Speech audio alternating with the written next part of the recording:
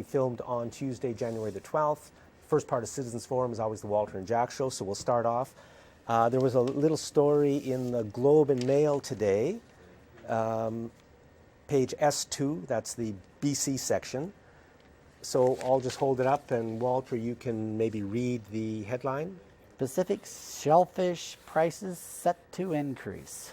So that's the story, Pacific shellfish prices set to increase. But the reason comes out in the subheading, which is continued acidification of West Coast waters, that's the ocean, means that, well, here, I'll just read it. Another price hike for the Pacific delicacies as ocean acidification makes it more difficult for oysters, mussels, and scallops to survive. Now, these and many, many other things are a vital part of the world's life. And here under the story, shellfish prices set to increase, we find out that things are so bad that shellfish can no longer survive in the ocean. That's where we are. And yet there's no huge outcry, but the huge outcry is about the problem that has been created for us, which is ISIS and terror. All of that, I think, is the false story that's been created by the people who run this world in order to take our eyes off, and it's working very successfully, the total environmental destruction that they're doing, the economic disaster that I have a feeling we're on the verge of, and the societal collapse, I guess, that's going to follow it. Yeah, well, you know, the acidification, what's the cause of that? The burning of fossil fuels and CO2 into the atmosphere. The ocean takes in a lot of the CO2 and it turns it into an acid, carbonic acid.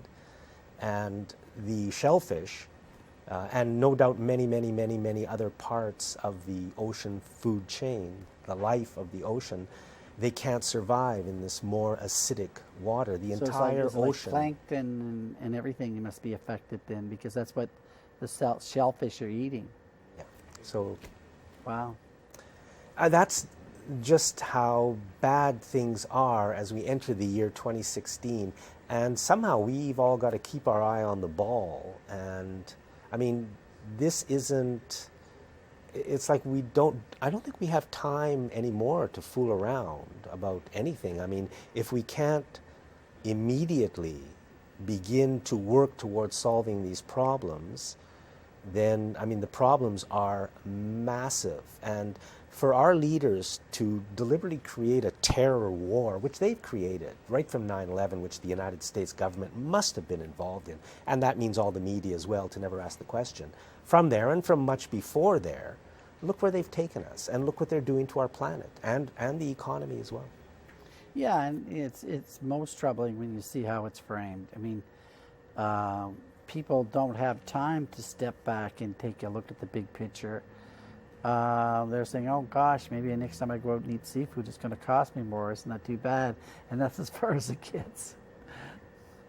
So, I mean, can we make an appeal, all of us, to Prime Minister Trudeau? He was elected with a lot of hope and a lot of hype. The issues and the problems are massive. It would be nice if Mr. Trudeau began to speak to Canadians. And really, I think it's very simple for him to do. All they have to do is he makes every week 2 or 3 5-minute videos and posts them up on YouTube and in a place that's well advertised, right? So we can find it, and he can talk to us. Tell us what's going on. How do we start to deal with these issues? Because right now what's happening is the media controls the message. Who knows what the Trudeau government is doing? All we know about is the message the media chooses to tell us. So of course Bill C-51, and I don't fault the Trudeau government for not talking about that, because this message of fear and anger and hate that's being built up by the media, I mean, if the government says, okay, we're going to then is the RCMP or CSIS going to set off a bomb somewhere in order to convince the government that we can't make C-51 weaker or get rid of it because we're under attack? Now, I say that because the RCMP has done that before. They have set off bombs in order to reach objectives. In that case, something that was good for the oil industry in Alberta. They set off a bomb and blamed it on somebody else who was an opponent of the oil industry in Alberta. Now, most people don't know about that. It wasn't given a lot of coverage in the media for some strange reason, but that happened. Well, we're looking at a lot of these so-called terrorist actions and worldwide, and there always seems to be somebody, some underworld or some other group involved in almost every action that they're calling a terrorist action. And I'm wondering, does terrorism really exist at all? If they weren't all false flag operations, if you end all those false operations, how much real terrorism is going to be left?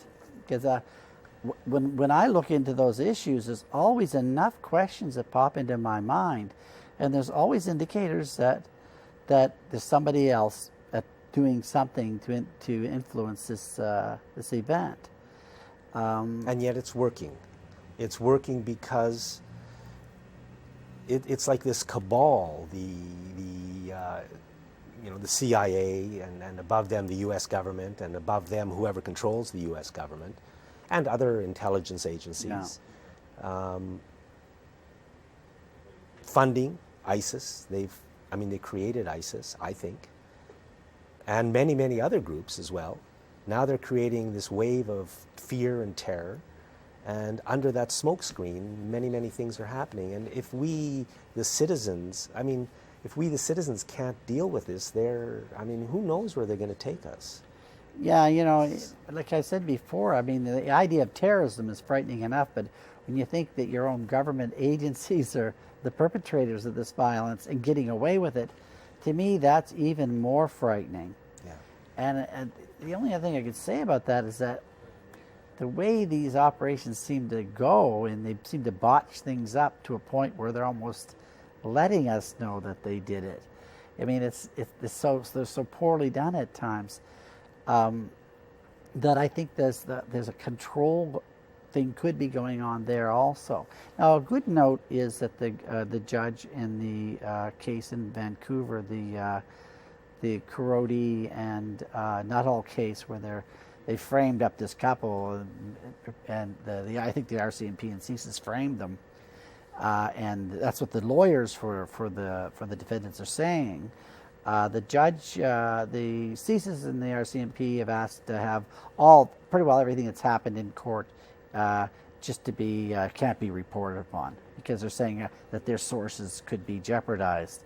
But the judge hasn't agreed, and the judge is saying no, that most of this can be released and written about, barring some ideas, some statements around who these witnesses That's were. An interesting case, because what it was the Harper government and the RCMP and CSIS conspiring to create a case which led to the pretend setting off of a bomb at the BC legislature on Canada Day a few years ago, and widely reported. So you get, and these people were, they had been converted to being Muslims.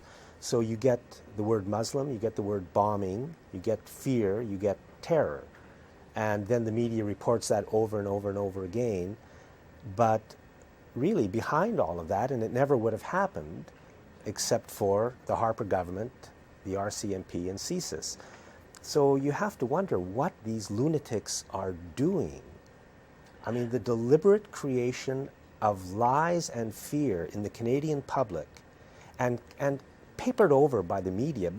This should be front page news. This whole thing was a fraud, worse than a fraud, a betrayal of all of us. Yeah. Jack, how, all law enforcement agencies are not crooked. No. There's a lot of really good investigators and a lot of really good, cops around that must look at this case and they must give their head a shake. They must look at this and look at this evidence and say, what the heck is going on here? But everything is so top down that anyone who dares to speak out, Yeah. well, first of all, nobody will ever hear it because nobody will report it. Yeah. But secondly, their careers will be ended. So I wanted to talk a little bit about Porter Ranch. Porter Ranch is a suburb of Los Angeles, and it's a huge storage site, an underground storage site for natural gas. The same natural gas industry that Christy Clark is so determined that we're going to have here in BC, that's going to solve all our problems and poison us all, but who cares about that? So it's blowing. It's releasing methane in the amount equivalent to an additional 7 million cars being on the road. This happened, it really started years ago, but it blew in October, so it's been going on for 3 months. October, November, 4 months almost. The governor of California has declared a state of emergency. It's a huge disaster. They don't know how to stop it. And yet it's like it's not happening. There's, I mean, you watch the football games on the weekend, 80,000 screaming people, including myself, go Seahawks. But what about this? And what about, which you mentioned earlier as we were talking before the show, Fukushima? The nuclear meltdowns at Fukushima, they still don't know where they are. And they don't have any idea of how to deal with it. Radiation is pouring into the ocean. And yet, it's another issue that doesn't matter. I think that's why we have CSIS. I mean, that's why we have ISIS, in order to cover up everything else. If we don't take control of the situation, and I don't see how we can do it, I mean, what is left but total doom? Well, I think the system is breaking down. Fundamental components are missing. Fundamentally with nuclear energy is regulations.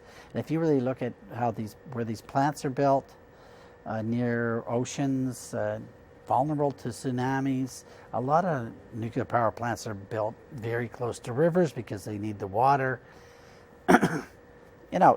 These are disasters waiting to happen, and we're seeing what happened in Fukushima. Every nuclear power station in the world should be decommissioned. It would take a lot of work. We don't need the energy, by the way. Even if we do need it, we can't have it. We don't need that. We could eliminate all those power plants and still do fine. Somebody's making a heck of a lot of money off these things. Otherwise, there wouldn't be no initiative at all to build these things. And nobody seems to be learning that lesson. I think that's why you don't see reporting of it, because the cracks are forming, and they're so large that people are going to lose confidence in the whole system that we have, where the governments have abandoned us time and time again. You can see where governments are attacking us on behalf of corporations, and though they're trying to paper over those cracks, but I don't think they can pull it off anymore. It's just getting too blatantly obvious. Now the problem is, when that happens, the people who run the world, they start wars, because they don't want the public looking at them and saying, hey, what are you guys doing? They want us occupied with something else, and they will start wars. They've done it in the past, and I think they seem to be about to do it now as the economy collapses and the environment collapses. They don't want us putting them in prison, so they'll create a smokescreen and hide behind it. So, Walter, here we are. It's 2016, it's January. New beginning, okay? If there's any hope. How do we begin to move in the right directions? I mean, what can people do? Man, it's a tough question. It's so hard. Look, we do have to respond politically. We do have to demand better from our politicians that are supposed to be our elected representatives. And there's very few people in Canada doing that job, other than okay, so there's something we can. Let's all phone up our MLAs or our city councillors or our MPs. I don't think I can phone my MP anymore after things we've said, but and talk to them. Just talk to your city councillor, your MLA, your MP. Phone your media, and say, because the media is a big part of it. If we don't know the message, if we don't know the truth, we can't react properly. Yeah, well, I think getting engaged. that's the first thing to do, is get out there, get engaged. I mean, I don't have the solutions and you don't have them, but as people get together and talk, and there's always a chance that we're going to figure something out that's a better idea. Say for the sewage treatment thing, this discussion's been going on for so long, but we're slowly, seemingly steering the ship away from the rocks on that one. And it might take another several years before we can kind of get down to deciding what we should do. And I think it should take a long time. All that other time was wasted on agendas that had nothing to do with protecting the environment or actually doing something that was good for the citizens. That was just one large sewage treatment plant concept is just there for making a few people a whole lot of money, and for the CRD to build an empire. And that's a bad idea on every front. So we have to get back to something. You said that people have to get engaged. Involved. So it's almost like we need groups or classes or ways to help people get engaged. What can people do to get engaged? I mean, we should, maybe people would be interested in attending groups that push you in that direction. Our MPs and our MLAs should have mandatory monthly meetings with the and people our city they're representing. Yeah. And it should be, town hall meetings. People show up and tell them what they think of whatever's going on. And not structured, not public relation to the death. They sit there and listen to the public. And I think if people get used to going and hearing what other citizens are saying, that, we could start a process that's real. Right now, Jack, how can you figure anything out? It's spun in so many ways by the time you read it in the media. It's almost impossible to figure out what the issues are. And the public is not really talking to each other. That's important. It's all filtered through corporate media. So I think that's a very good idea. Now, the first I ever heard that idea was from Mehdi Najari years ago. And when he first said it, I thought, that's a nice idea. And the idea is just our elected representatives should have monthly or every 2 months, whatever it is, meetings on the record where the public, the citizens, the voters go, and we have a dialogue with our elected representatives. So I thought it was an okay idea, but the more that nobody would ever do it, and they won't even talk about it, then you begin to think, well, maybe that is really, really important. Because if nobody wants to do it, then there's a reason why, except for our next guest, I hope, who's going to be Elizabeth May. She's the only one I know of who has these kinds of meetings. It's vital. I think, it's real, and people get a feeling that they're being part of something. I think, maybe that's something we can all take away from this particular show is get engaged. And you say that a lot, and it's important, but I wish there were more platforms that would assist people in getting engaged. There's something happening in Oak Bay right now, the new playground or playing field or something at the high school, the new Oak Bay High School, is this crumb rubber, which you see during football games. If you watch football games on TV, every time somebody takes a step or gets hit and falls on the ground, you see this little plume of black smoke coming up. Well, it's all dust from old tires. That's what this thing is made of. Well, of course it's poisonous. How could anybody think it's not? But they put it on playing fields, and hey, isn't that great? So the parents in Oak Bay are saying, no, we don't want that. And absolutely they are right. There's an engaged group, and of course, we want poison on our playing fields for the kids. I mean, can we not have a better idea than that? Didn't we used to have something that worked better called grass? Well, it wasn't that bad. If you drain it properly and take care of it, and it's not bad to hit if you're playing football or something. Yeah, it is the best. It's pretty good if you have to go down on it. Maybe that's another message. Really, in many ways, the natural ways are the best. Oh, absolutely. And get muddy, why not? It's nature. Walter, thank you very much. Always a pleasure, Jack. Thanks for watching this week's Citizens Forum.